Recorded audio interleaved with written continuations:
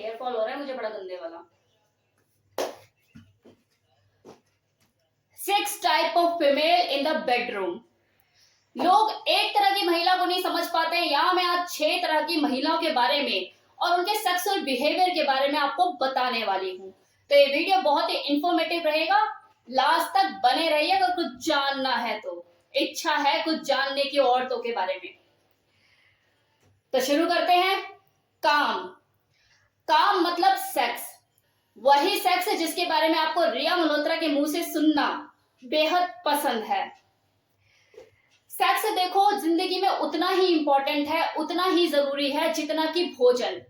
अगर एक तरफ भोजन करने से हमारा शरीर बलवान होता है तो वहीं दूसरी तरफ सेक्स करने से हमारी आत्मा बलवान होती है।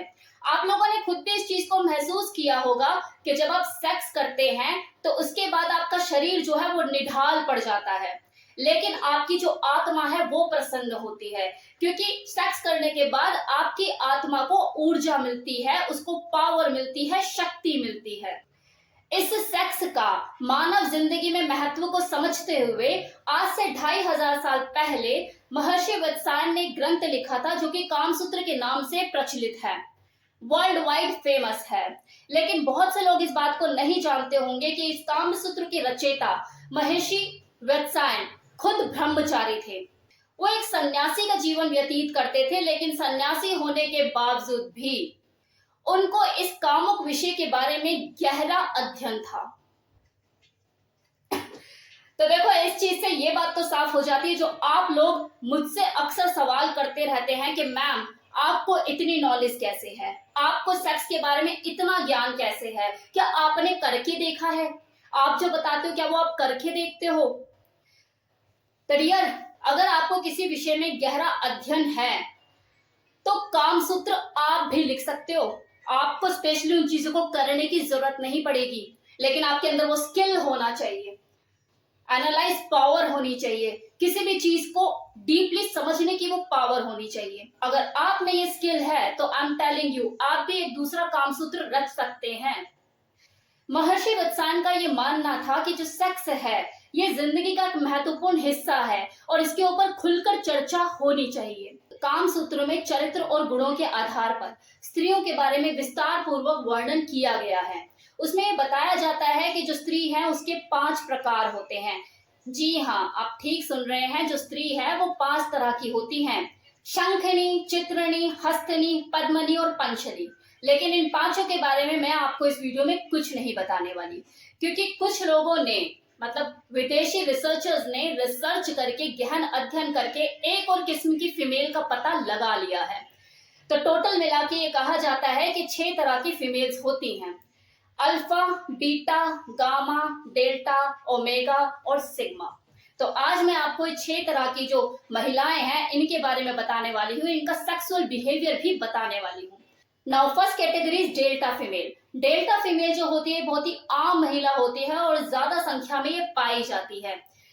ये जब बेड पर परफॉर्म करती है तो एकदम मरे हुए सांप की तरह लेट जाती है, बस यही चाहती है कि हाँ उसका जो पार्टनर है वो ही कुछ करे। सेक्स करने में ये पहले कभी भी पहल नहीं करती। ये बहुत शर्मीले स्वभाव की होती है, ये नेचर वाइज बहुत ही ज्यादा सबमिसिव होती है। ऐसी औरतों को अपने ऑर्गेज्म से भी कोई खास मतलब नहीं होता। फेक सिस्कारियां भरने में इनका जवाब ही नहीं है। मतलब ये दिखाने में कि मुझे कितना मजा आ रहा है, अपने पार्टनर को ये दिखाने में तो ये नंबर ले जाती हैं। इन्हें बस इसी बात से खुशी मिल रही होती है कि मैंने अपने पार्टनर के साथ सेक्स किया, वो मुझसे खुश है ना, बस मैं धन्य हो गई। Now beta female. Beta female जो होती है देखो थोड़ी सी कंजर्वेटिव होती है। वो जब तक उसकी शादी नहीं हो जाती तब तक वो किसी से शारीरिक संबंध नहीं बनाती। डेल्टा फीमेल की तरह देखो ये भी सेक्स के लिए पहल नहीं करती खुद से, लेकिन जब उसका पार्टनर उसके साथ सेक्स में पहल करता है तो वो उसे भरपूर योगदान देती है अपना। मरे हुए सांप की तरह नहीं पड़ी रहती जैसे डेल्टा फीमेल पड़ी रहती है, ये जिंदा सांप होती है। मतलब अगर वो उसे कुछ भी कर रहा है, चाहे वो उसे किस कर रहा है, स्मूच कर रहा है, लिक कर रहा है, तो वो उसे सपोर्ट करती है, चीजें करने देती है, फेक सिस्कारियां नहीं भरती। वो जो फील करती है उसको शो करती है कि एक्चुअल में मुझे ये फील हो रहा है, मुझे अच्छा लग रहा है। उसमें कुछ भी फेक नहीं होता, इतना फर्क जरूर होता है। गामा फीमेल जो होती है वो किसी नए व्यक्ति से, किसी अनजान व्यक्ति से जल्दी ही घुल मिल जाती है। अगर उसका कोई बॉयफ्रेंड है या फिर उसका लाइफ पार्टनर है तो उसके साथ सेक्सुअल एक्टिविटीज के दौरान वो नए नए प्रयोगों को करने से भी चूकती नहीं है। वो थोड़ा सा एक्सपेरिमेंटल होती है, उसे हर दिन कुछ नया चाहिए, चाहे फिर सेक्स टॉय का आनंद हो या फिर कोई और नई चीज। ऐसी फीमेल देखो थोड़ा शौकियाना मिजाज की होती है, इन्हें नए नए एक्सपेरिमेंट करने का शौक होता है ड्यूरिंग सेक्सुअल प्ले। कभी ये बाथ टब में नहाएंगी अपने पार्टनर के साथ, तो कभी शॉवर के नीचे सेक्सुअल एक्टिविटी करेंगी। नाउ ओमेगा फीमेल जो होती है वो ज्यादातर सिंगल रहना पसंद करती है, लेकिन अगर उसे अपनी लाइफ में कोई ऐसा पर्सन मिल गया जो उसी की पसंद का है, मतलब उसकी ट्रेनिंग उसके साथ बैठ गई, फिर तो वो सेक्सुअल एक्ट उसके साथ भरपूर एंजॉय करती है। यहाँ चूमो, यहाँ चाटो, यहाँ किस करो, यहाँ लिक करो, टांग उठा के करो, गोदी में बिठा के करो, इस तरह की फीमेल होती है। इस तरह की जो फीमेल होती है थोड़ा सा चाइल्डिश नेचर की होती है, इनके अंदर ना थोड़ा सा बच्चापना होता है।